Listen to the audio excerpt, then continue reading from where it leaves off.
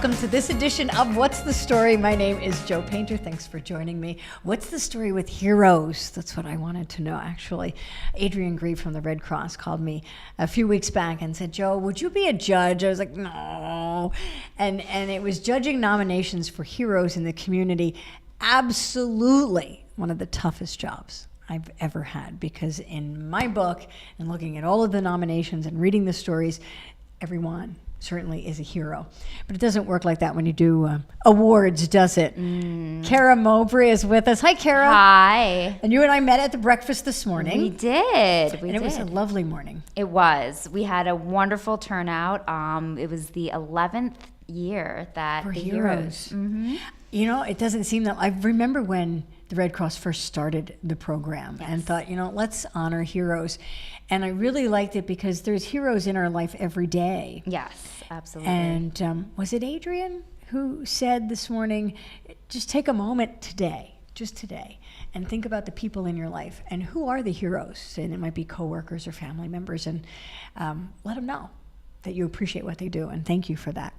So you meet heroes every day. You are a hero. You're the director of disaster program? Disaster program manager for the Eastern Pennsylvania region. What does that mean? So I actually cover 6 counties within our region and just make sure we have disaster preparedness, response, and recovery set through each of those counties. So making sure that we educate people on how to be prepared, and we are able to respond and get volunteers out in the community and then help them recover. So are you educating the volunteers to respond to a disaster, or all of us to be prepared? The community. We go out to all different groups. It could be to the schools all the way to seniors, and we have different programs that are geared toward those different groups, and it can be a fun way. We have actually a senior bingo that teaches preparedness, and the seniors love it. It's bingo. It's fantastic. And then the kids, we do a great pillowcase that's in combination with Disney. So it's fantastic. There's a lot of great ways to tell people how to be Red Cross ready. Is there one or two specific items that everybody should have, yet we don't think of it, and we're like, oh, of course I should have one of those, and I don't? In your experience as directing this, one I would say is actually emergency contacts written down. It's amazing because I don't. Do you?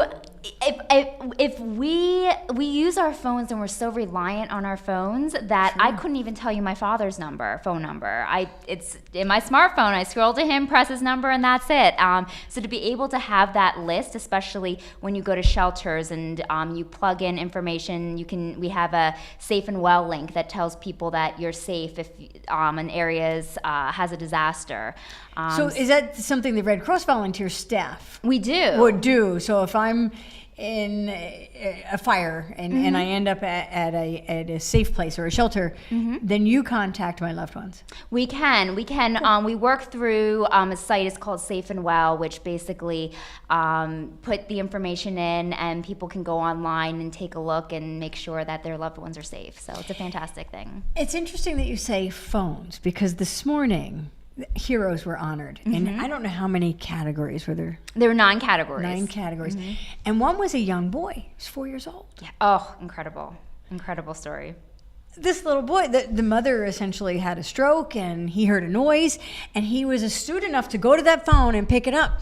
And what happened, I was watching that thinking, should I unlock? He couldn't unlock the phone to call 911. Yes, because of the password protection on it, and something that I don't even think we think about either anymore. But is that something we should take off? I mean, in that instance, the end of the story is crazy luck, fate, whatever. There was a policeman walking down the street, and this little boy went out and tracked down the policeman and saved his mother's life, essentially. But in that case, is it advisable not to lock your phone? Because if anybody if I needed to get your phone to call 911 for you, I couldn't. You couldn't. So what's the advice? I think that it's just an education, especially with the kids. There's a way to bypass that lock to be able to do an emergency call on that phone, but you have to be able to show them. I didn't know that. Mm-hmm, is it easy? Can you tell me? It is easy. It's not hard at all. But you can do that, or even if it's just going through what would happen if you can't make a phone call, talk to your child about, okay, here's a neighbor that you can go to, or a couple people that you can go to. So there's other ways and other avenues, and you're not just relying on a cell phone, or if you have a home phone, to be able to him or her to know where that is, to be able to make that phone call too. And fewer people have home phones. I know. I don't use my home phone. I can say that. There's one benefit for the triple play or something like that. You get a better deal and everything else, but you don't really use it. So I'm hearing from you.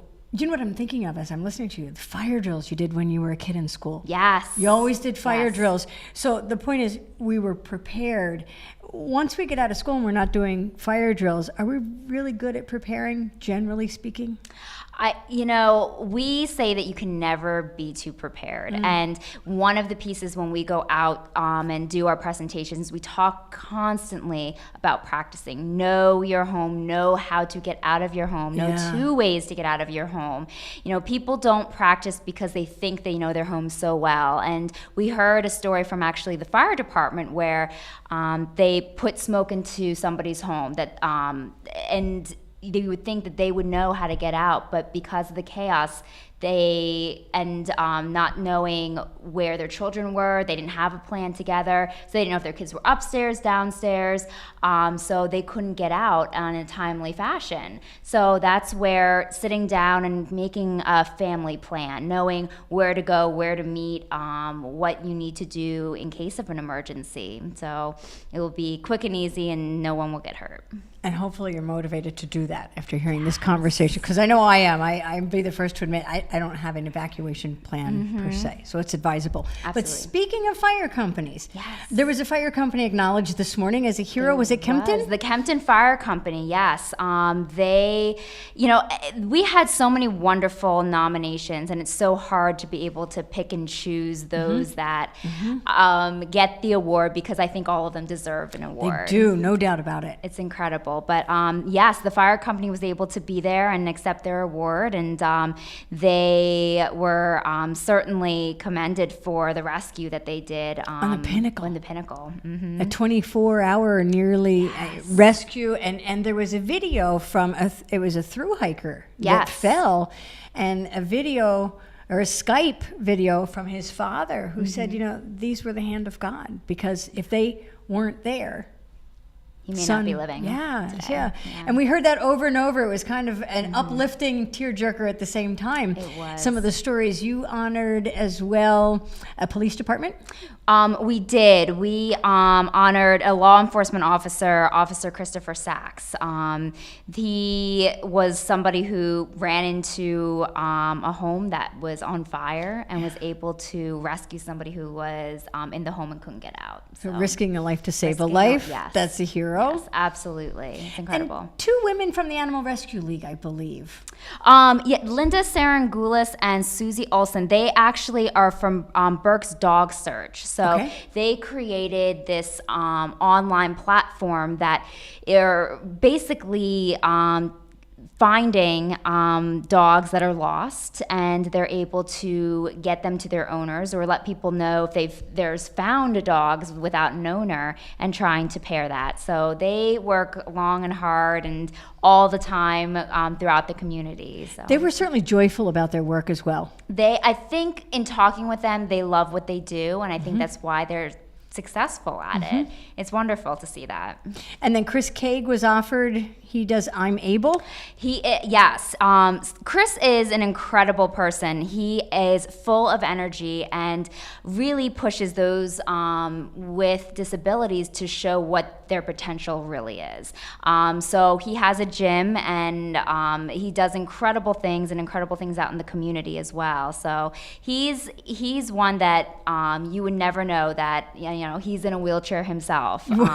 He is full of life and energy, and that's that's incredible. I got a kick out of his leg because he's brutal in the gym. He's like, whoa, there's a drill sergeant if I ever saw one. Yeah. And he just said very offhand, well, who's going to say no to me? I'm in a wheelchair. Who's going to say I can't? I'm in a wheelchair.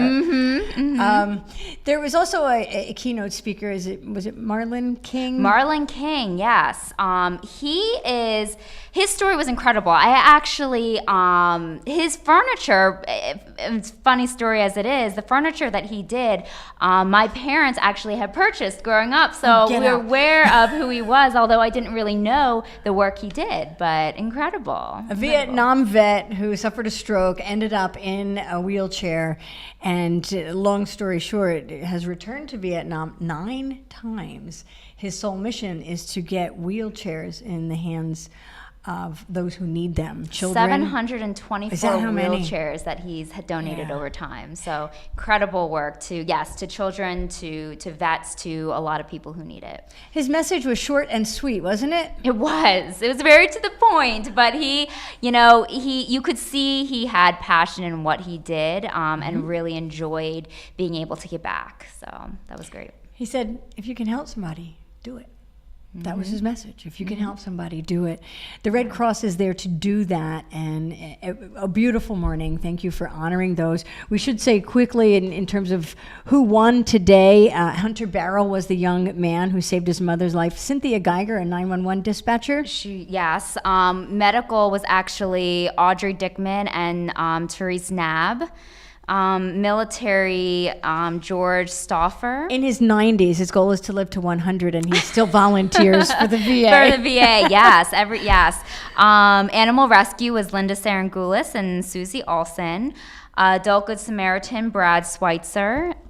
Fire safety was Kempton Fire Company. Law enforcement, Officer Christopher Sachs. And community impact was Mr. Chris Cagg. And numerous honorable mentions and recognition for those who do heroic things every single day. And certainly all of the volunteers and all of the staff at the Red Cross, that is what you do. It is certainly something that we enjoy doing. We love being able to help the community in so many different ways, and if we can give back to honor some of the heroes in the community, we are happy to do so. The event is a wonderful event, and we encourage people next year. May 12th is when the next year's event will be, so we encourage. So you look for nominations all year long. We do. The nomination form will mostly likely be on the Red Cross website for 2016, and 9 different categories. We really encourage people to nominate.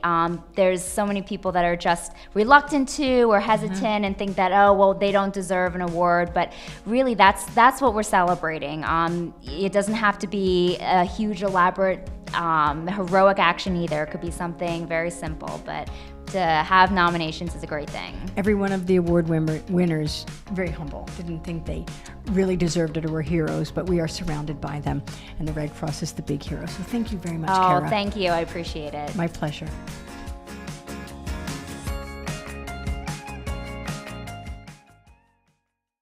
Enjoy a delicious breakfast, lunch, or dinner 7 days a week at Heidelberg Family Restaurant. We also serve family-style dinners in our banquet room every holiday. Enjoy ham, turkey, Pennsylvania Dutch filling, corn, pizza, beverage, and roll, priced right for adults and children. And don't forget delicious desserts baked every day in our own on-site bakery. Heidelberg Family Restaurant, the best-kept secret in Robisonia.